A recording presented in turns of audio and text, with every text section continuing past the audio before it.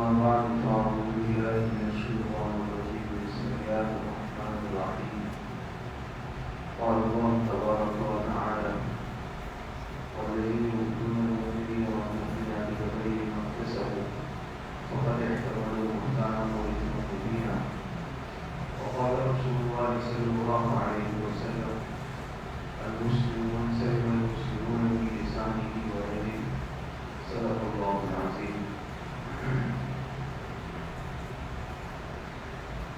مسلمان کا جو لفظ ہے اور اسلام کا جو لفظ ہے یہ آپ حضرات جانتے ہیں. اسلام آتا ہی سلامتی سے نکلا ہے اور مسلمان یہ سلامتی سے نکلا ہے. اور اس حدیث مبارکہ میں یہاں رسول اللہ صلی اللہ علیہ وسلم نے ارشاد فرمایا کہ حقیقی مسلمان کامل مسلمان وہ ہے جس کی زبان اور ہاتھ کی ایذا سے دوسرا مسلمان محفوظ رہے. یہ عرض کرنا مقصود ہے آج کی مجلس میں مختصر کہ ہماری ذات سے کسی کو کوئی تکلیف نہ پہنچے، نہ ہمارے کسی عمل سے اور نہ ہمارے کسی قول سے اور نہ ہی ہمارے کسی حرکت. بعض دفعہ انسان کسی اشارے سے اور کنایے سے بھی عمل کر لیتا ہے، تو اس میں سے کسی بھی اعتبار سے ہماری ذات سے کوئی ایسا عمل صادر نہ ہو جو کسی کے لیے تکلیف کا اور پریشانی کا باعث بن جائے. ایک مسلمان، اس کے ایمان کی شان ہی یہ ہے کہ اس سے ہر مسلمان اپنے آپ کو محفوظ سمجھے. اگر خدا نخواستہ کسی کی ذات سے کوئی اپنے آپ کو محفوظ نہیں سمجھتا یا کوئی کسی سے پریشان ہے تو یاد رکھے ایسا انسان مسلمان کہلانے کے لائق نہیں ہے یا یہ کامل مسلمان نہیں ہے. اسی لیے دیکھیں حدیث کے الفاظ پر غور کریں.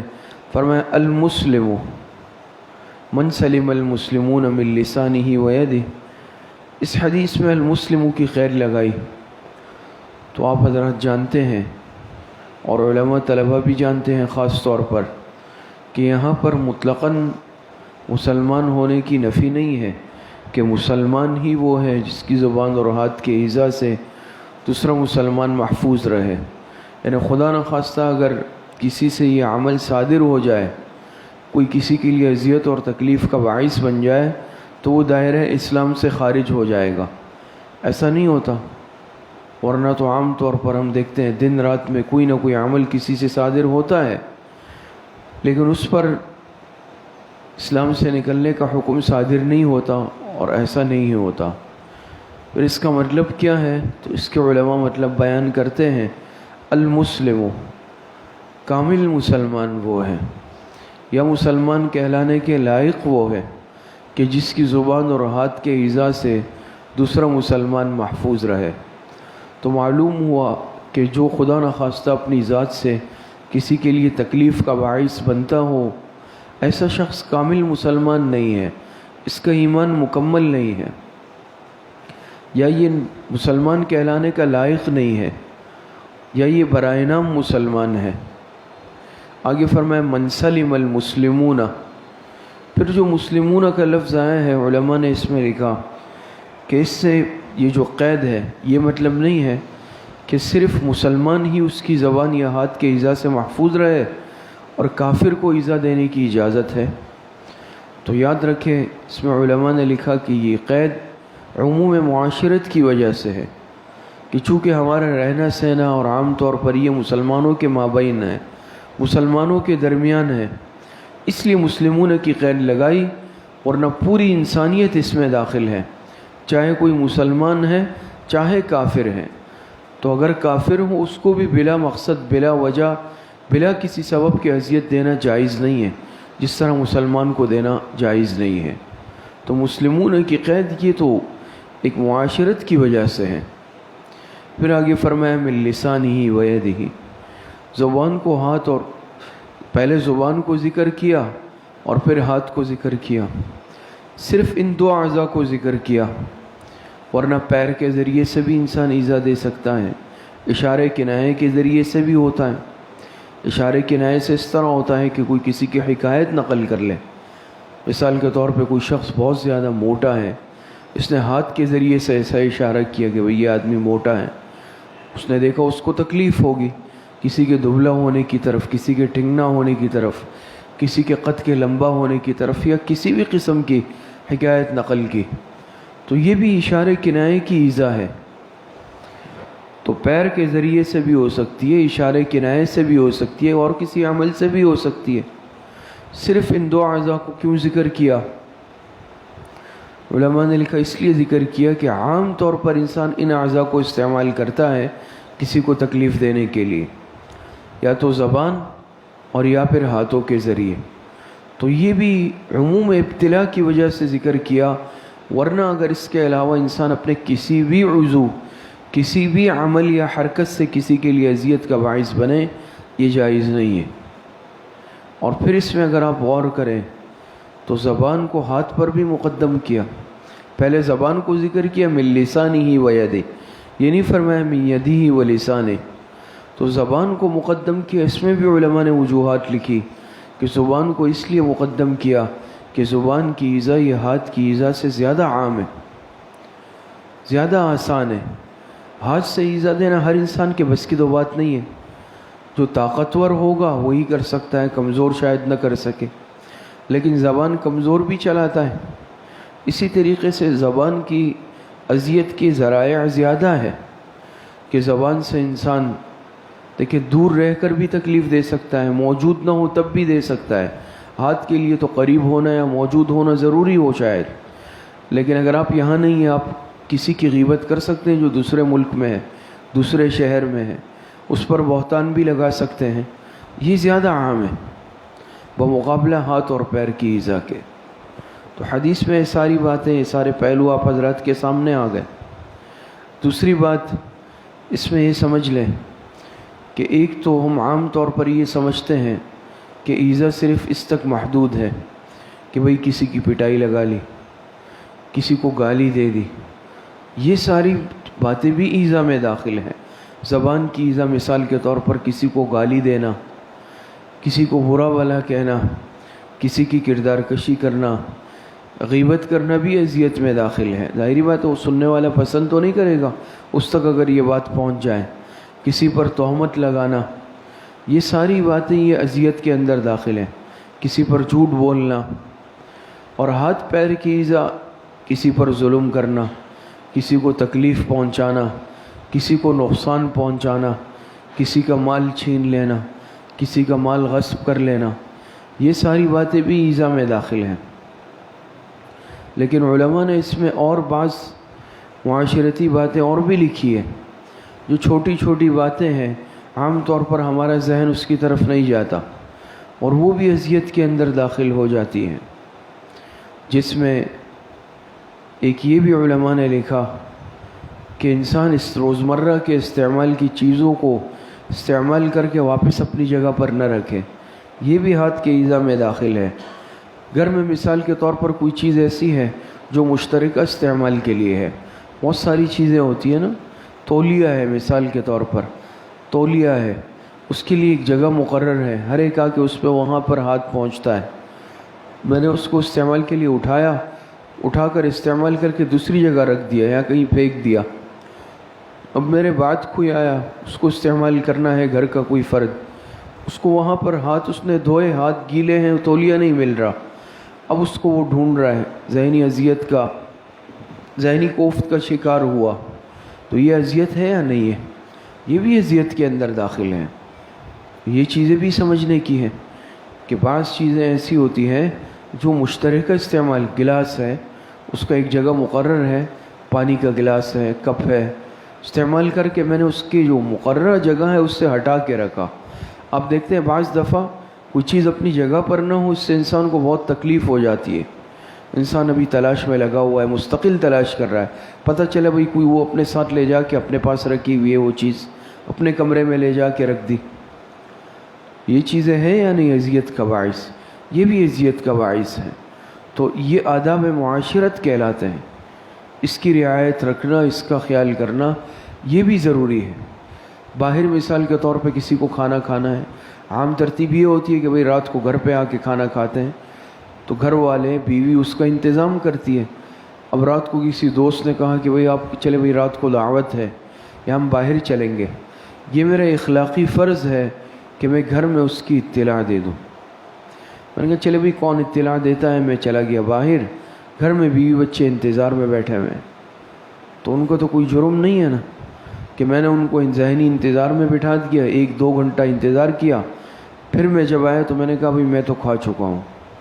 تو یہ ساری یاد رکھیں، یہ اخلاقیات کے خلاف باتیں ہیں۔ یہ میری ذمہ داری ہے کہ ایسی اگر کوئی بات ہے تو میں بر وقت اس کی اطلاع دے دوں۔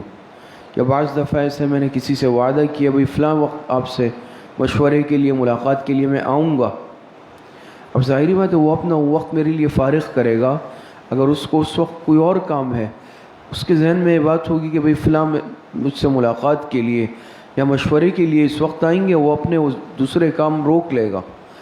لیکن میں نے کہا چلے پھر کسی وقت چلے جاؤں گا، میں نے اطلاع بھی نہیں دی، نہیں گیا، تو اس نے وقت جو انتظار میں گزارا، یہ بھی ایک ذہنی اذیت کی ایک صورت اور ایک شکل ہے۔ اسی طریقے سے لین دین کے معاملات ہوتے ہیں، کاروباری معاملات ہیں، کسی کو پیمنٹ کرنی ہے، کسی سے قرضہ لیا، ادھار لیا، بھئی فلاں وقت فلاں تاریخ کو میں دوں گا۔ اگر خدا نخواستہ دینے میں کوئی مسئلہ، کوئی عذر ہو، بر وقت اس کی اطلاع دی جائے۔ میں نے اطلاع بھی نہیں دی اور میں نے ادائیگی بھی نہیں کی۔ اب بہت سارے معاملات شاید وہ اس پر موقوف کرے گا، بھئی وہاں سے پیمنٹ آئے گی یا اس کی ادائیگی آئے گی تو میں آگے کروں گا، یہ کروں گا، یہ کروں گا۔ وہ انتظار میں بیٹھا ہوا ہے اور میں آرام سے بیٹھا ہوا ہوں، تو اس کے معاملات الگ متاثر ہوئے، اس کو ذہنی تکلیف اور اذیت الگ پہنچی۔ یہ دیکھیے چھوٹی چھوٹی باتیں بظاہر نظر آتی ہیں، لیکن یہ معاشرت کے اصول کی سخت خلاف ورزی ہے۔ ان چیزوں میں آج ہم مبتلا ہیں۔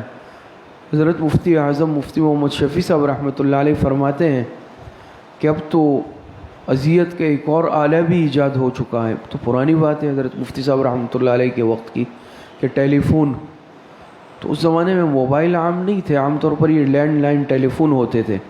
فرماتے ہیں کہ اس کے ذریعے سے بھی جس کو جب چاہو جتنی اذیت دے دو۔ کیا مطلب ہے؟ مطلب یہ ہے کہ جس وقت چاہا فون کر لیا، جتنی دیر چاہے بات کر لے۔ یہ بات سمجھنی اس لیے ضروری ہے کہ ظاہری بات ہے وہ حضرات اہل علم اور بہت مصروف لوگ تھے، بڑے حضرات تھے، اور اپنا وقت جو ہے وہ بہت ایک نظم اور ترتیب کے ساتھ خرچ کرتے تھے۔ تو میری طرف فارغ آدمی ہے وہ الگ معاملہ ہے، لیکن ان حضرات کی صبح سے لے کر رات سونے تک اپنا ایک معمول نظم الاوقات اور ایک ترتیب ہوتی ہے۔ دن بھر افتاء کا کام کرنا، درس و تدریس کا، وعظ و اصلاح و بیان، اور بہت سارے معاملات ہوتے ہیں۔ وہ فرماتے ہیں کہ بعض دفعہ کوئی فون کر لیتا ہے اچانک اور تفصیلی بات کرنی ہوتی ہے، تو یاد رکھے فرمائیں کہ یہ آداب میں سے ہے۔ معارف القرآن میں بھی یہ آداب ذکر کیے ہیں کہ اگر تفصیلی بات کرنی ہے تو انسان پہلے اجازت لے لے یا وقت لے لے۔ ایک تو چلے عمومی مختصر سی بات کرنی ہے، وہ مسئلہ نہیں ہے۔ بعض دفعہ ایسا ہوتا ہے کسی نے کسی کو فون کیا کہ بھئی آپ سے ذرا مشورہ کرنا ہے کوئی ذاتی، یا کچھ مسائل پوچھنے ہیں، یا کوئی ذاتی بات کرنی ہے، اور وہ تفصیلی بات ہوتی ہے۔ بعض مرتبہ 10 منٹ، 15 منٹ، 20 منٹ، آدھا گھنٹہ بھی لگ جاتا ہے۔ لیکن میں نے کسی کو فون کیا اور وہ مصروف ہیں، اور ظاہری بات ہے بعض دفعہ یہ ہے کہ کسی کی دینی مصروفیات ہیں، اپنی کوئی دفتری مصروفیات ہیں، گھریلو مصروفیات ہیں، ہر انسان مصروفیات رکھتا ہے۔ اب وہ تلاوت میں ہے، یا وعظ و بیان کی مجلس میں ہے، یا اپنے دفتر کی کسی میٹنگ میں ہے، ضروری کام میں ہے۔ میں نے فون کیا اور فون کرتے ہی ڈائریکٹ پوچھنا شروع کر دیا۔ بعض حضرات ماشاءاللہ اس کا تکلف نہیں کرتے کہ آپ فارغ ہیں، ذرا بات ہو جائے، یا آپ مصروف ہیں، یا آپ آرام تو نہیں کر رہے۔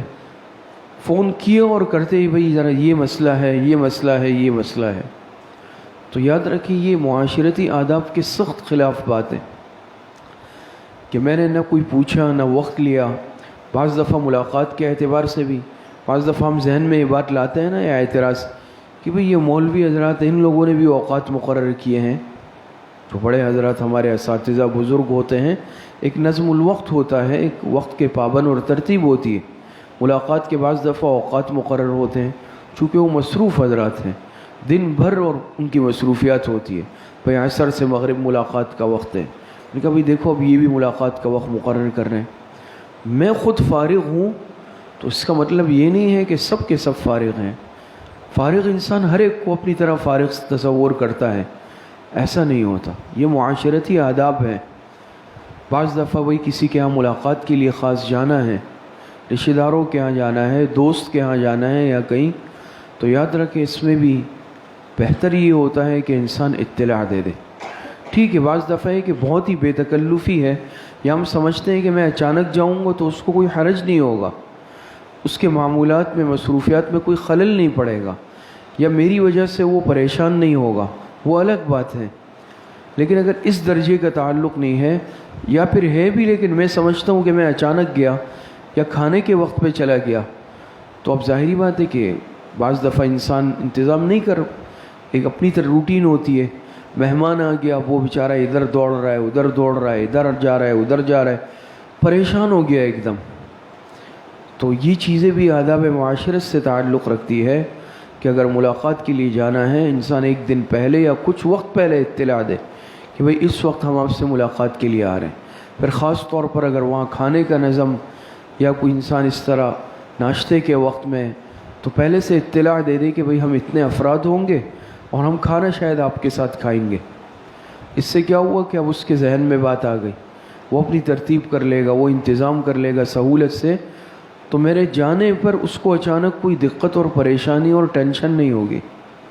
لیکن اگر میں نے ایسا نہیں کیا اور میں اچانک چلا گیا، میرے ساتھ 2-4 ساتھی اور بھی ہیں، تو آپ دیکھتے ہیں نا بعض دفعہ میزبان کتنی پریشانی میں آ جاتا ہے۔ یہ چیزیں آداب معاشرت سے تعلق رکھتی ہیں۔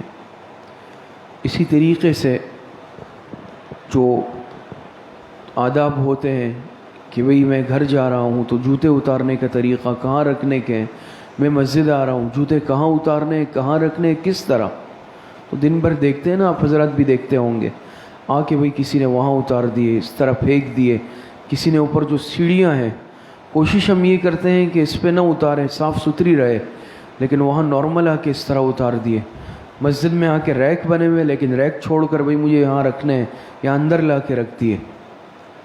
تو ٹھیک ہے چپل قیمتی ہوتے ہیں، لیکن اس میں بعض دفعہ مٹی مسجد میں گر جائے، مسجد متاثر ہو جائے، یہ تو میں گناہ کا باعث اپنے آپ کو بنا دیا، ایک عمل ایسا کر لیا۔ یہاں تک کہ بعض چیزیں ایسی ہیں، میں مثالیں عرض کر کے بات ختم کرتا ہوں، وہ چیزیں وہ کام عبادت ہے، لیکن شریعت نے اذیت کی وجہ سے ان کاموں سے بھی منع کیا، روکا۔ حجر اسود کو بوسہ دینا ثواب ہے یا نہیں ہے؟ ثواب کا کام ہے نا، لیکن علماء نے لکھا ہے کہ اگر اس کی وجہ سے کسی کو تکلیف پہنچنے کا خطرہ ہو تو پھر بوسہ دینا جائز نہیں ہے۔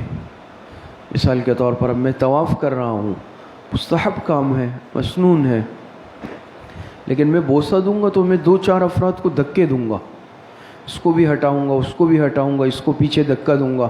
اگر یہ عمل میں نے کیا تو اجر ملا یا نہیں، لیکن گناہ ضرور مل گیا کہ میں ایذاء مسلم کا باعث بن گیا۔ اسی لیے علماء نے لکھا ہے دھکم پیل کا خطرہ ہو تو انسان اس عمل کو چھوڑ دے، دور سے استلام کرے۔ دیکھیں ثواب کا کام ہے، لیکن اذیت کی وجہ سے شریعت نے منع کر دی۔ اسی طریقے سے تلاوت قرآن کرنا کتنا ثواب ہے، ہر حرف پر نیکیاں ہیں، لیکن لکھا ہے علماء نے یہ مسئلہ کہ اگر قریب میں کوئی سو رہا ہے، آرام کر رہا ہے، مثال کے طور پہ گھر میں ہم اٹھ گئے، اب گھر والے بیوی بچے سو رہے ہیں، یا اپنے معتکف میں اٹھ گیا، باقی ساتھی سو رہے ہیں، میں نے اونچی آواز میں تلاوت شروع کر دی، یاد رکھیں یہاں ثواب نہیں گناہ ملے گا۔ تو شریعت نے روک دیا ہے کہ بھئی میرے اس تلاوت کی وجہ سے بھی اگر کسی کو تکلیف ہو تو میرے لیے اونچی آواز میں تلاوت اب جائز نہیں ہے۔ اب یہ عبادات کے کام ہیں یا نہیں ہے، لیکن شریعت اس سے بھی روک دیتی ہے۔ حضور علیہ السلام کے تہجد کے لیے اٹھنے کا انداز آپ کو معلوم ہے، حضرت عائشہ رضی اللہ عنہا فرماتی ہے اتنی آہستگی سے اٹھتے تھے کہ آہٹ بھی محسوس نہیں ہوتی تھی۔ اور اب اگر میں اپنے معتکف میں اٹھ رہا ہوں، ساتھی سو رہے ہیں، میں نے لائٹیں ساری جلا دی، بھئی مجھے نماز پڑھنی ہے، تہجد پڑھنی ہے، تو یاد رکھیں کہ یہ میں گناہ کا ضرور کما لوں گا، ثواب ملے یا نہ ملے۔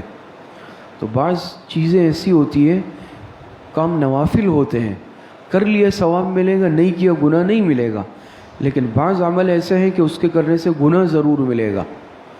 تو ایسا کوئی عمل ہماری ذات سے نہ نکلے جو کسی کے لیے تکلیف اور اذیت اور پریشانی کا باعث بن جائے۔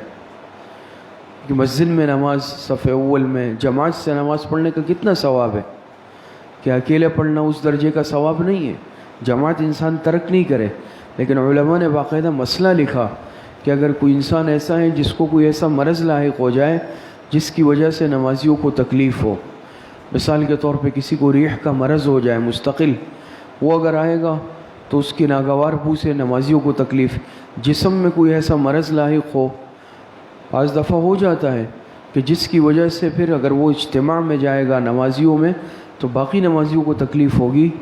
علماء نے مسئلہ لکھا کہ ایسے شخص کے لیے مسجد کے بجائے گھر میں نماز پڑھنا چاہیے، یہ تنہا نماز پڑھے، اس کو وہاں ثواب زیادہ ملے گا کہ وہ اب اس کی ذات تکلیف کا باعث بن جائے گی۔ تو ان چیزوں کی شریعت نے اتنی رعایت رکھی، لیکن ہم اس چیز کا خیال رکھتے ہیں۔ وہ شادی بیاہ کا موقع آیا، گھر میں خوشی کا موقع ہے، میں نے اسپیکر ایسے لگائے کہ تقریب صرف میرے گھر تک کی ہے، لیکن آواز میں پورے بلڈنگ میں پورے محلے میں پہنچا کے رہوں گا، چاہے وہاں پر کوئی بیمار ہے، بوڑھے ضعیف کمزور ہیں، بچے ہیں، پڑھنے والے طلبہ ہیں۔ تو یاد رکھیں میرے اس آواز سے اور اس اسپیکر کے ذریعے سے جتنے لوگ تکلیف میں ہوں گے سب کا وبال میری گردن پہ۔ نہایت افسوس کے ساتھ کہنا پڑتا ہے کہ اب تو ہم دین کے نام پہ بھی یہ چیز کرتے ہیں، یہ تو میری دینی تقریب ہے، یہ تو فلاں ہے، یہ تو فلاں ہے، اور پھر اعتراض کوئی کرے گا تو میں کہوں گا بھئی آپ کیسے منع کر رہے ہیں؟ چاہے دینی تقریب ہو، کچھ بھی ہو۔ میں مثال دے کر بات ختم کرتا ہوں۔ حضرت عمر رضی اللہ عنہ کے زمانے میں مسجد نبوی میں ایک شخص آیا، اب دیکھیں مسجد نبوی ہے اور وہ کھڑے ہو کر وہاں وعظ کرنے لگا، بیان وعظ کر رہا ہے، دین کی بات کر رہا ہے۔ اندر حجرے میں حضرت عائشہ رضی اللہ تعالی عنہ تھی، ان کا حرام کا وقت ہوتا تھا، تلاوت کا معمولات کو ان کو تکلیف ہوتی تھی۔ انہوں نے حضرت عمر رضی اللہ عنہ کو پیغام بھیجا، حضرت عمر نے اس آدمی کو بلایا اور کہا کہ بھئی حضرت عائشہ رضی اللہ عنہ ہماری اماں جان ہیں، ان کو تکلیف ہوتی ہے، آپ یہ عمل نہیں کریں۔ وہ رک گیا، کچھ دیر بعد پھر شروع کر دیا، بعض لوگ شوقین ہوتے ہیں، پھر شروع کیا، پھر حضرت عائشہ رضی اللہ عنہ نے پیغام بھیجا۔ اس دفعہ حضرت عمر رضی اللہ عنہ نے بلایا، ان کے ہاتھ میں چھڑی تھی اور کہا تم مدینے کے رہنے والے نہیں ہو، باہر کے رہنے والے ہو، اگر تم یہاں کے رہنے والے ہوتے یہ چھڑی میں تم پہ توڑ دیتا، آئندہ اگر تم نے یہ عمل کیا تو یاد رکھو، اور حضرت عائشہ کو تکلیف ہوئی، یہ چھڑی میں تم پہ توڑ دوں گا۔ توڑنے کا مطلب یہی ہے کہ اتنی پٹائی لگاؤں گا کہ یہ چھڑی تم پہ توڑ دوں گا۔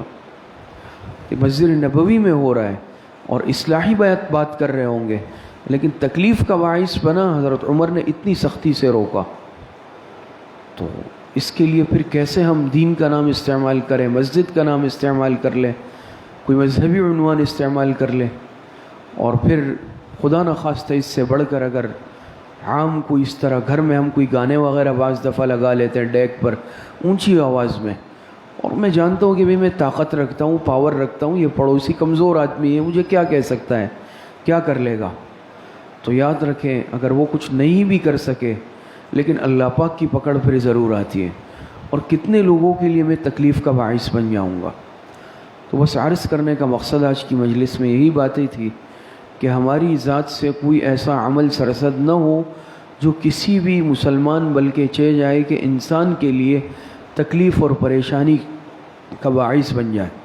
یہاں تک کہ اگر بے زبان جانور جو ہے، یہ بعض دفعہ ہم گھر میں پالتے ہیں، پرندے پال لیے، مرغی یا جانور، علماء نے لکھا ہے اس صورت میں جائز ہے کہ انسان ان کے کھانے پینے کا وقت پر خیال رکھے۔ اب میں نے رکھ تو لیے، لیکن اب کھانے 2 گھنٹے 3 4 گھنٹے ان کے کھانے کا وقت ہوا، دانے پانی کا، اور میں نے نہیں دیا۔ اس میں سے اگر کوئی مر گیا یا جو وقت ان پر گزر رہا ہے، یہ بھی یاد رکھے میرے نامہ اعمال میں گناہ لکھا جا رہا ہے، گناہ۔ تو ان چیزوں کا بھی ہم خیال رکھیں۔ حضرت تھانوی رحمۃ اللہ علیہ نے یہاں تک لکھا کہ میرے معمولات کا وقت ہوتا تھا، مرغیاں رکھی ہوئی تھی، تو اہلیہ کہیں جا رہی تھی، انہوں نے میرے ذمے لگایا کہ فلاں وقت آپ ان مرغیوں کو دانہ پانی ڈال دیں۔ تو حضرت اپنے لکھنے پڑھنے کے کام میں فرمایا میرے ذہن سے نکل گیا، لیکن لکھتے لکھتے ایسا ہوا کہ میرے ذہن سے سارے مضامین چلے گئے، ایک لفظ نہیں لکھا جا رہا، علم کا سمندر تھے، بہت سوچا سمجھ میں اچانک ذہن میں آیا کہ بھئی اہلیہ نے کہا تھا کہ یہ وہ وقت ہے کہ مرغیوں کو دانہ ڈالنا ہے. میں فوراً گیا چھت پر جا کر ان کو دانہ پانی ڈالا, واپس آیا, اللہ پاک نے سارے مضامین ذہن میں واپس آ گئے. تو بعض دفعہ اس کا اثر بھی ہوتا ہے. تو اللہ پاک مجھے بھی اور سب حضرات کو صحیح عمل کی توفیق عطا فرمائے. وآخر دعوانا ان الحمد للہ رب العالمین. الحمد للہ رب العالمین والعاقبۃ للمتقین والصلاة والسلام على خیر خلقہ محمد وآلہ واصحابہ اجمعین. ربنا ظلمنا انفسنا وإن لم تغفر لنا وترحمنا لنكونن من الخاسرین. ربنا آتنا فی الدنیا حسنۃ وفی الآخرۃ حسنۃ وقنا عذاب النار. اے اللہ ہمارے صغیرہ کبیرہ ظاہراً باطناً چھوٹے بڑے ہر طرح کے گناہوں کو معاف فرما. اتنی لغزش کوتاہیاں ہوئی گناہ کیے ہیں اللہ توبہ تائب ہوتے ہیں. اے اللہ ہماری توبہ کو قبول فرما. اے اللہ جتنے پریشان حال ہیں جس قسم کی پریشانی میں مبتلا ہیں اے اللہ سب کی پریشانیوں کو ختم فرما. جتنے بیمار ہیں گھروں میں اسپتالوں میں, جسمانی بیمار ہیں روحانی بیمار ہیں اے اللہ سب کو صحت کاملہ عاجلہ عطا فرما. جتنے اموات المؤمنین دنیا سے جا چکے اللہ سب کی مغفرت فرما. ہماری دعاؤں کو اپنے فضل و کرم سے فضل و رحمت سے اپنی بارگاہ میں قبول اور منظور فرما. وصلی اللہ وسلم علی نبینا محمد وآلہ واصحابہ اجمعین برحمتک یا ارحم الراحمین.